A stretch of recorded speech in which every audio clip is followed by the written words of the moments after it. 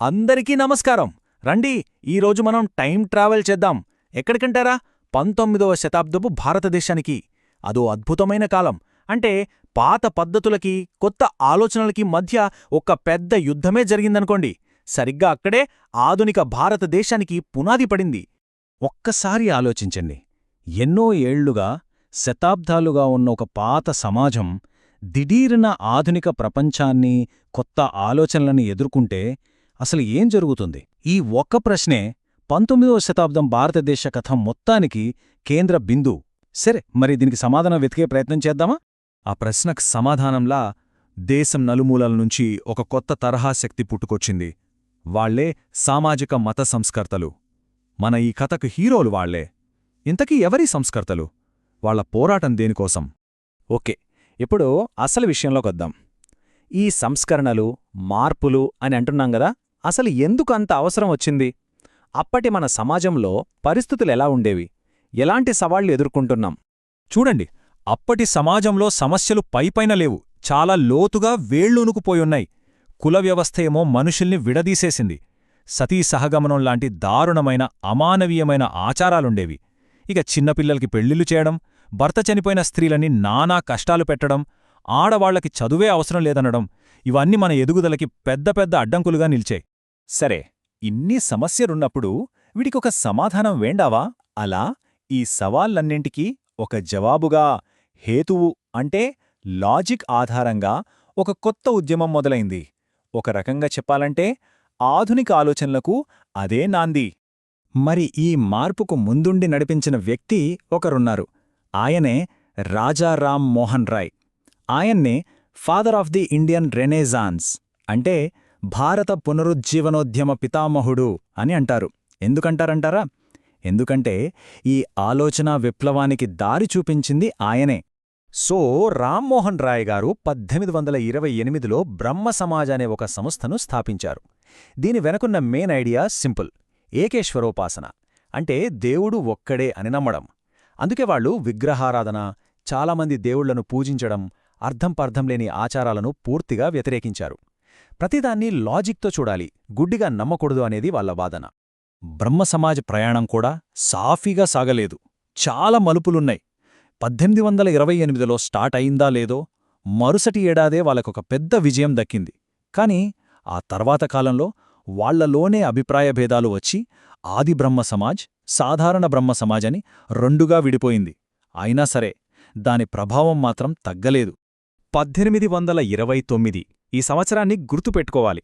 ఎందుకంటే రామ్మోహన్ రాయ్, బ్రహ్మసమాజ్ కలిసి ఏళ్ల తరబడి చేసిన పోరాటానికి ఫలితం దక్కింది. బ్రిటిష్ ప్రభుత్వం ఎట్టకేలకు సతీసహగమనాన్ని నిషేధిస్తూ చట్టం తీసుకొచ్చింది.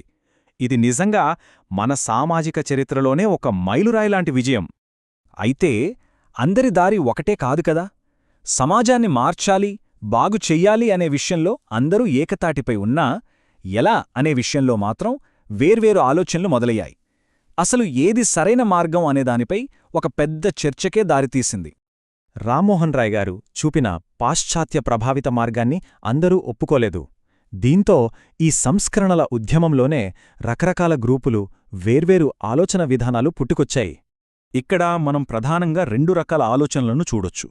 ఒకవైపు బ్రహ్మసమాజుంది. ఇది వెస్టర్న్ ఐడియాస్ నుంచి స్ఫూర్తి పొంది హిందూ మతంలోని లోపాలను సరిదిద్దాలి, అంటే రీఫార్మ్ చేయాలి అనుకుంది. మరోవైపు ఆర్యసమాజొచ్చింది. వాళ్ళేమన్నారంటే, మన పాత వేదాల్లోనే అన్నీ ఉన్నాయి, వాటిని మళ్లీ వెనక్కి తీసుకురావాలి, అంటే రివైవ్ చెయ్యాలి అన్నారు. వేదాలకు తరలిపొండి, ఇదండి ఆర్యసమాజ్ యొక్క నినాదం. 1875లో స్వామి దయానంద సరస్వతి గారు దీన్ని స్థాపించారు. వాళ్ళ నమ్మకమేంటంటే, సమాజంలో ఉన్న ప్రతి సమస్యకి పరిష్కారం మన వేదాల్లోనే ఉంది, మనం చెయ్యాల్సిందల్లా వాటి దగ్గరికి తిరిగి వెళ్లడమే. దీన్నే మనం పునరుజ్జీవనవాదం, అంటే రివైవలిజం అంటాం. కాని కథ ఇక్కడితో ఆగిపోలేదు. ఓకే, ఒక గ్రూపేమో రీఫార్మ్ అంది, ఇంకో గ్రూపేమో రివైవల్ అంది. కాని ఇంకొక మూడో వర్గం వచ్చింది. వీళ్ళు ఏకంగా కుల వ్యవస్థ పునాదులనే ప్రశ్నించారు. ఇది ఒక రకమైన తిరుగుబాటు. ఈ తిరుగుబాటుకు నాయకుడు గొంతులేని వర్గాల గొంతుక జ్యోతిబా ఫూలే. అణచివేయబడ్డ అట్టడుగు వర్గాల హక్కుల కోసం నిలబడిన ఒక గొప్ప యోధుడు. ఆయన సంస్కరణల్ని కేవలం చర్చలకే పరిమితం చేయకుండా గ్రౌండ్ లెవెల్కి తీసుకెళ్లారు. 1873లో ఫూలే గారు సత్యశోధక్ సమాజ్ అనేదాన్ని స్థాపించారు. దాని అర్థం సత్యాన్ని శోధించే సమాజం అని. దాని లక్ష్యాలు చాలా క్లియర్గా, ఇంకా చెప్పాలంటే విప్లవాత్మకంగా ఉన్నాయి. ఏంటంటే బ్రాహ్మణ ఆధిపత్యాన్ని ఎదిరించడం, కింది కులాలని దోపిడీ నుంచి కాపాడటం, అన్నింటికన్నా ముఖ్యంగా మహిళలకి, అణగారిన వర్గాలకి విద్యనందించడం. సరే, ఇప్పుడు చూశాం కదా, ఒకవైపు సంస్కరణ, మరోవైపు పునరుజ్జీవనం, ఇంకోవైపు ఏకంగా తిరుగుబాటు. ఇలా ఎన్ని రకాల ఉద్యమాలు జరిగాయి. మరి వీటన్నిటి వల్ల చివరికి ఏం జరిగింది? వీటి ప్రభావం మన సమాజంపై ఎలా ఉంది? వాళ్ల దారులు వేరైనా, పద్ధతులు వేరైనా, బ్రహ్మ సమాజైనా, ఆర్య సమాజైనా, సత్యశోధక్ సమాజైనా, వీటన్నింటి ప్రభావం మాత్రం భారత సమాజంపై చాలా బలంగా, శాశ్వతంగా నిలిచిపోయింది. ఈ ఉద్యమాల వల్ల సాధించిన విజయాలు కొని చూద్దాం. మొట్టమొదటిసారిగా ఆడపిల్లల చదువుకి ప్రాధాన్యత పెరిగింది. వితంతువులు మళ్లీ పెళ్లి చేసుకోవచ్చని 1856లో చట్టం వచ్చింది. బాల్య వివాహాలను ఆపడానికి 1872లో చట్టం చేశారు. దశాబ్దాలుగా ఉన్న కుల వ్యవస్థను మొదటిసారిగా గట్టిగా ప్రశ్నించడం మొదలైంది. వీటన్నిటికన్నా ముఖ్యంగా దేశ ప్రజల్లో ఒక కొత్త జాతీయ చైతన్యం, ఒక మనం అనే భావన మొదలైంది. ఈ మార్పు అనే గాలి కేవలం బెంగాల్లోనే కాదు, దేశమంతటా వీచింది. మహారాష్ట్రలో ప్రార్థనా సమాజ్, స్వామి వివేకానందగారి నాయకత్వంలో రామకృష్ణ మిషన్ లాంటి ఎన్నో సంస్థలు ఈ సంస్కరణల జ్యోతిని దేశం నలుమూలలకే తీసుకెళ్లాయి.